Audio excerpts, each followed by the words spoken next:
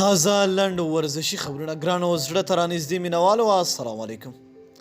خوش اخلاق ځوان قدرت الله عابد په کرکټ بورډ کې د بوس زون مطبوعاتي امیر ټاکل شوی دی. په شل وریځو سیالیو کې محمد نبي او ویرات کوهلي 12 ځلې د غوره لوبغاړي جایزه اخیستې او شاهد افریدي 11 ځلې.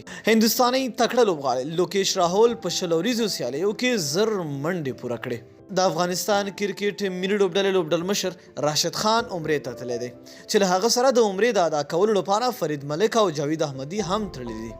د پاکستان او سریلانکا ترمنځ د 2 ټیسټ سیالیو لپاره د ټیکټ بیې اعلان شوي چې د ډسمبر 9 نیټې څخه به د موجود د ټیکټ بیه 50 روپۍ وي. دغه سیالۍ چهارشنبې په ورځ پیلیږي. د پاکستان سوپر لیګ 5م پړاو سیالۍ بولي 13 ماښام په لاهور کې ترسره شوه چې شاوخوا 6 ساعته دوام یې وکړ. د پاکستان کرکټ بورډ رئیس احسان مانی په خپلو خبرو کې ویل چې د پاکستان سوپر لیګ ټولې سیالۍ به په پاکستان کې ترسره کیږي. د هندوستان ملي لوبډلې په اوله شل وریځه لوبه کې د ویسټ انډیز ملي لوبډلې ته ماتې ورکړه. یاد دې وي چې د آفتاب عالم لوبډله د کریم صادق او سرساسۍ لوبډلې په وړاندې 10 وریځه لوبه نن شپه 10 بجې شروع کیږي.